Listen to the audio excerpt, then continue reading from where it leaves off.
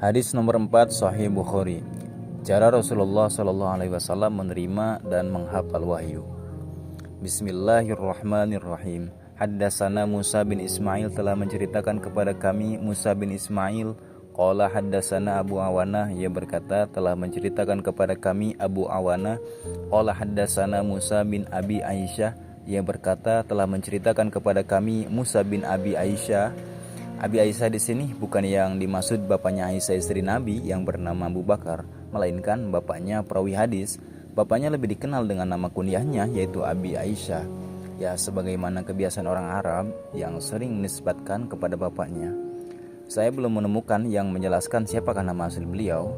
Ya, kemungkinan ia punya anak yang bernama Aisyah. Ya, dijelaskan gini biar gak salah paham.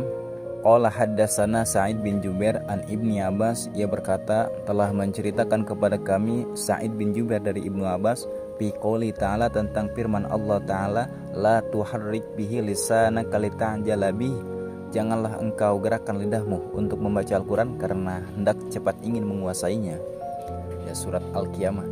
Qala Ibnu Abbas berkata, kana Rasulullah sallallahu alaihi wasallam yu'aliju minat tanzil syiddatan, dahulu Rasul mengalami kesulitan ketika menerima wahyu. Wa kana mimma yuharriku syafataihi, dan beliau biasa menggerakkan kedua bibirnya ketika menerima wahyu. Artinya banyak menggerakkan bibir supaya tidak lupa atau karena manisnya wahyu. Faqala Ibnu Abbas, maka Ibnu Abbas berkata, fa ana uharrikuhu malakum, aku akan menggerakkan kedua bibirku kepadamu.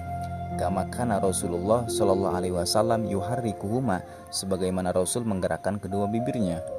Wa qala Sa'id, dan Sa'id berkata, yaitu Sa'id bin Jubair, ana uharrikuhuma, aku akan menggerakkan kedua bibirku kama ra'aitu Ibnu Abbas yuharrikuhuma, sebagaimana yang aku lihat Ibnu Abbas menggerakkan kedua bibirnya.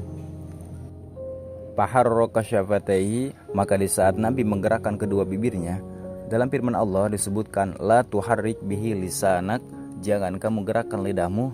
Kedua dalil ini tidak ada yang bertentangan, karena menggerakkan kedua bibir untuk mengatakan sesuatu yang hanya dapat diungkapkan dengan lisan mengharuskan adanya gerakan lisan itu sendiri, atau cukup disebutkan kedua bibir tanpa menyebutkan lisan, karena lisan merupakan sumber dari pembicaraan, sedangkan pembicaraan berasal dari gerakan mulut. Keduanya bagus, baik gerakan lisan maupun gerakan mulut.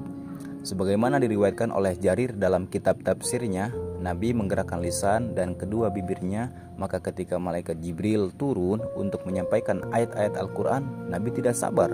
Bahkan beliau langsung membaca dan menghafalnya agar tidak hilang dari ingatannya.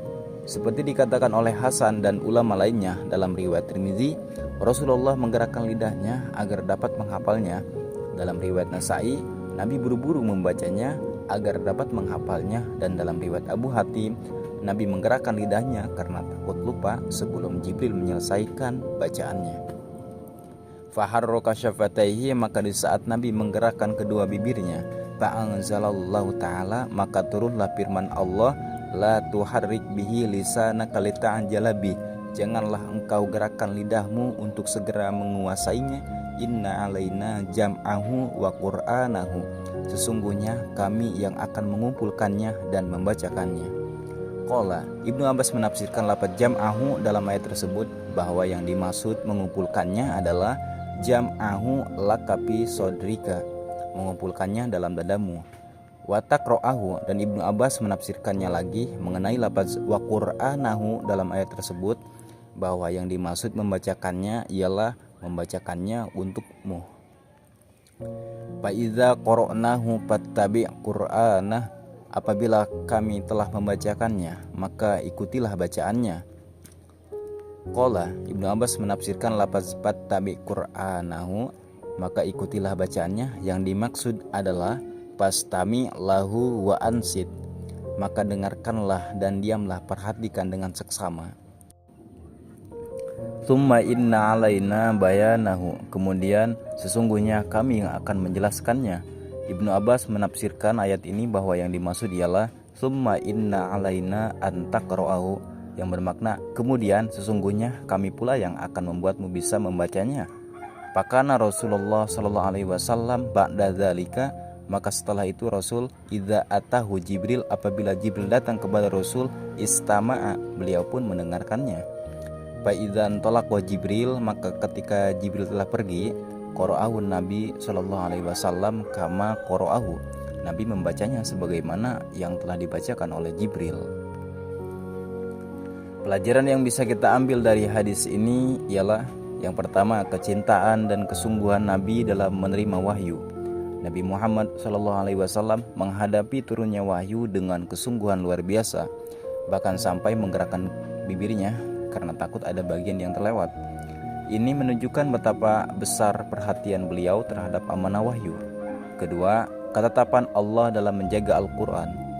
Melalui ayat-ayat dalam hadis tersebut, Allah menegaskan bahwa dialah yang akan mengumpulkan, menjaga, dan menjelaskan isi Al-Quran.